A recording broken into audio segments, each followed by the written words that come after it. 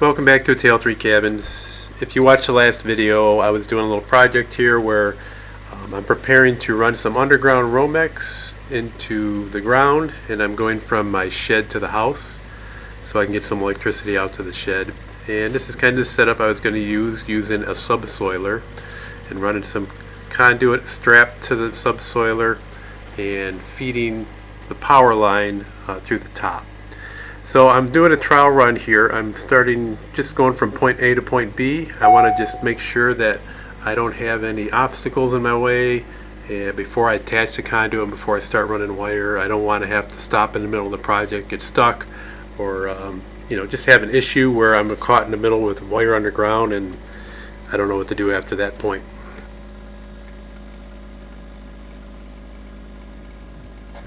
Right off the bat, I noticed something is not right. This is my second time actually using the subsoiler, messing around with it, and I specifically bought it for this purpose, and I probably will use it in the future for its original purposes, which is trying to break up some packed soil and get better drainage. The subsoiler is not sinking into the ground like it did on my first test, and the only difference I really had is I had a quick hitch when I did it the first time, and I'm not using the quick hitch this time. I just went directly to my 3-point hitch. So I gave it one more shot, thinking that maybe there's something I'm doing wrong. But if you look, there's an angle, and the top link is sticking out further than the bottom two links, and that's making the angle of the bottom of the hook of the subsoiler almost run flat to the ground. So from my angle, I can't tell until I'm looking back at this video, and I can't figure out why this thing is not sinking into the ground. So I just have to take and adjust my top link and straighten it out so the hook itself is going to be what pulls it into the ground, because there's no down pressure on my 3-point hitch. I've made the adjustments. It's finally sinking in. You can see it's pulling it into the ground as you move forward. I'm going much deeper than I did last time. I was trying to go the full depth here. I still got a little bit deeper to go, but I'm getting hung up. Not really sure if it's from tree roots or large rocks that are under the ground, but I'm running into some obstacles here.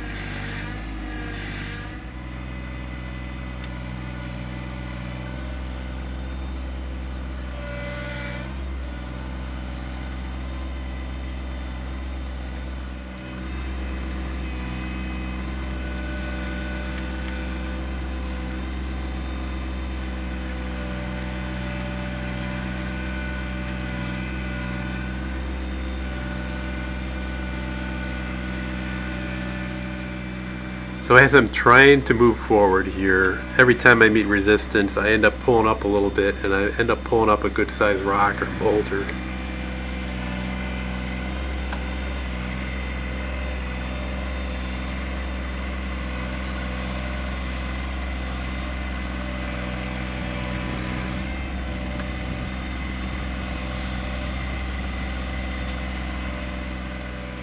Not going as smoothly as I hoped, and I think it's going to tear up the yard a little bit more than I thought.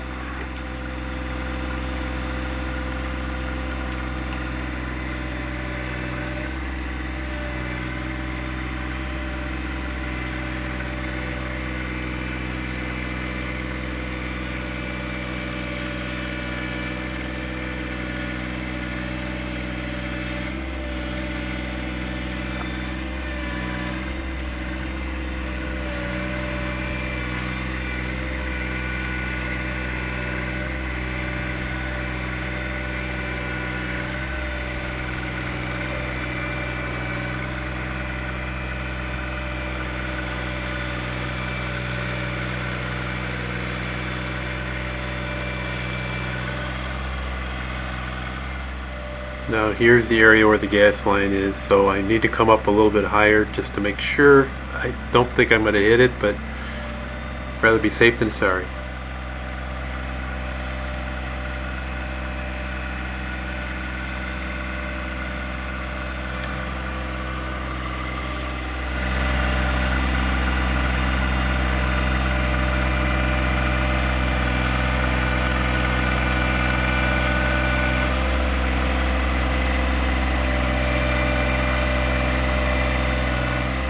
If you notice the flashers are on, that's because every time I turn around and look back, my knee kind of turns the dial for the lights.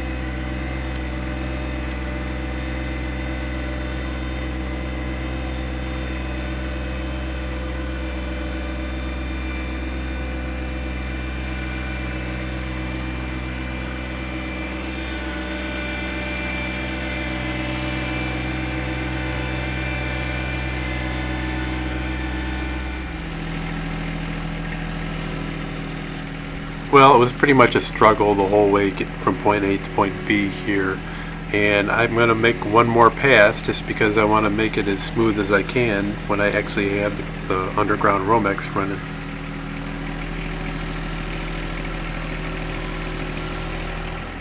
Here are some of the things that are impeding my progress as I'm trying to cut through this soil.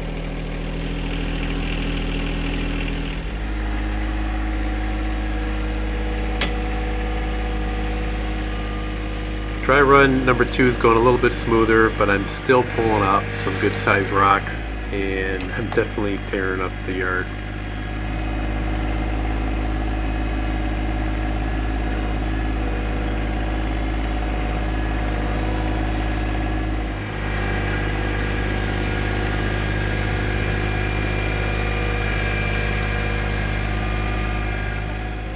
I think these girls have taken notice that there's a lot of fresh earthworms out there.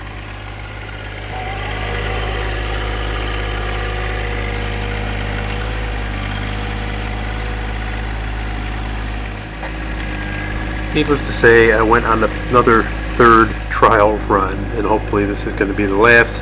Smooth things out a little bit and prepare to attach the conduit to the subsoiler.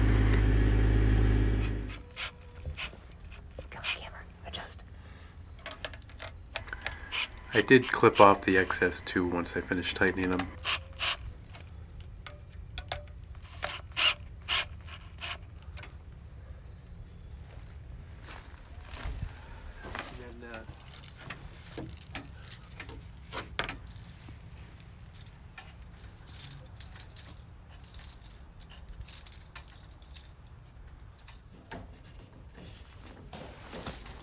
Just trying to get the length that I'm going to need for inside the shed, so I ran that through into it, and I also tied it off on the inside so it would not be able to pull itself out. Alright, here we go. This is not a drill. I'm hoping that I can get through this with one shot and have no issues and don't break the wire.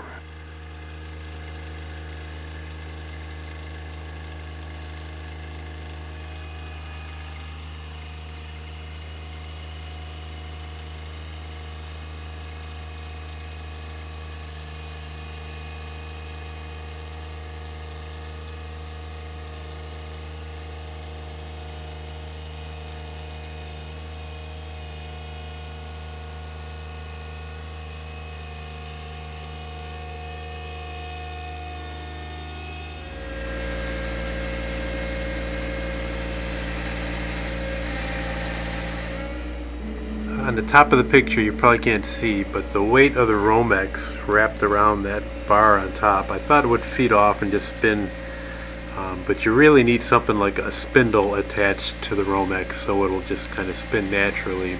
As I'm pulling, the romex is too heavy, and what it is it's just tightening up around that bar, so and I don't want it to get too tight and then start pinching itself, so I realized that that is not going to work.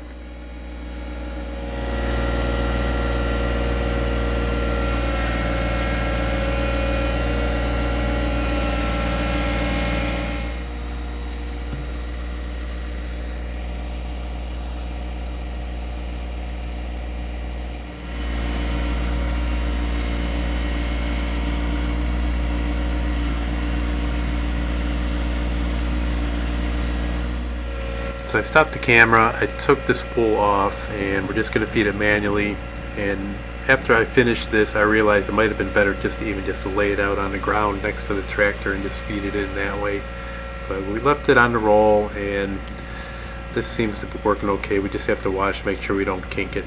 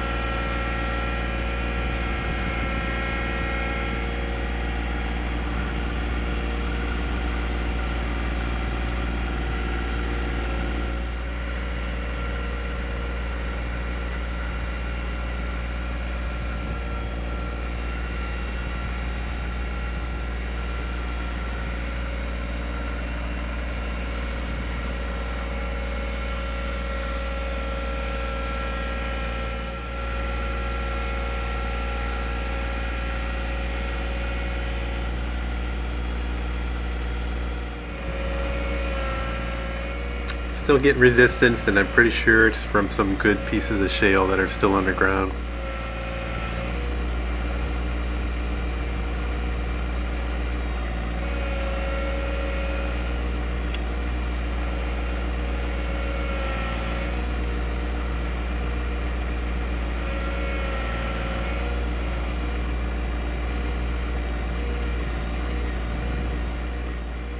And I'm trying to be gingerly here. I don't want to yank at it too hard. I'm a little worried about, either marring the wire underground if there is a rock underneath there, or even just like pulling it up and snapping the wire.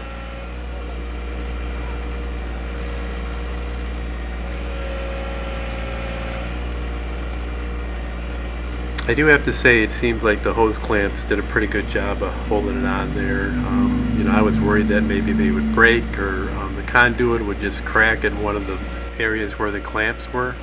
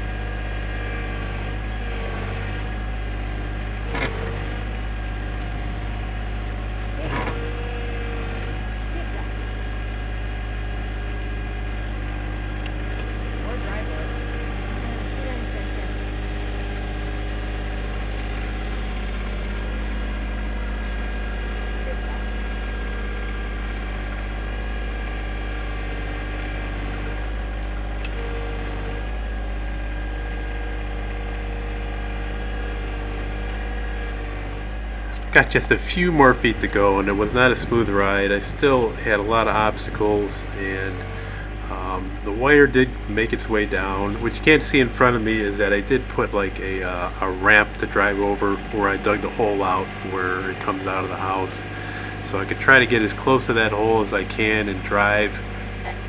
And it's another narrow area where the size of the 1025R is an asset.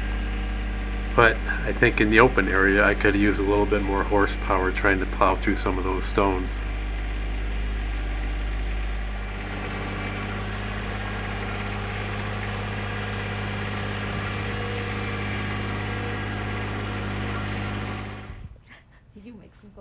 Well, I got within feet of where I needed to be, and I probably could have took the front end loader off to give me a little bit more room in the front, but lifting it up and pulling it back was just enough. So, Well, that's all right.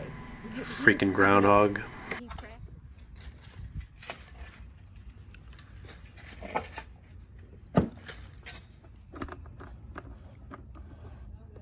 Okay, just pull it slow, not too fast.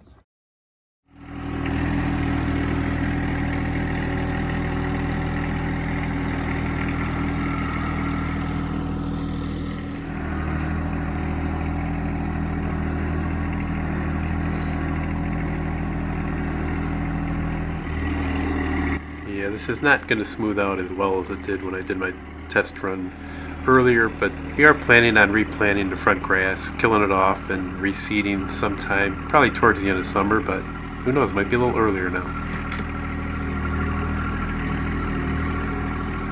Well, I'm not going to go too crazy. As I'm doing other work in the yard, I'll run this over from time to time and hopefully get the lumps out so I won't hit them with the lawnmower.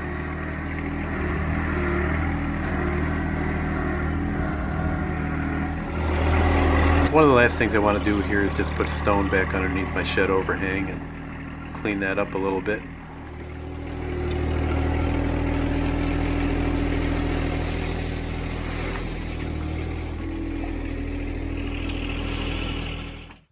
Well, I wouldn't say it went perfect. Bottom line is I got my electric line in. I still have to hook it up to the panel and do some electrical boxes inside the shed. My take though, I think my tractor being 25 horsepower, I think that's where it bogged down a little bit. I think a little stronger, bigger tractor would have pulled through those rocks, might have made it a little easier. I think I got the humps in the grass from doing multiple trial runs. I think if I could have just did one run, it would have been very similar to my first test run before I even decided to go ahead and do this. So if you decide to do this, I think you can get away with the 1025R. You might want to check your soil conditions. Maybe you know how your yard is. If it's a lot of clay, is there shale down there, tree roots, and if you got that stuff, then I think you're going to need a stronger horsepower. So that was my experience. I appreciate everybody watching. Hope you like these videos and subscribe, and keep an eye on us. It's freaking snowing in April, almost end April. I can't believe it. Take care.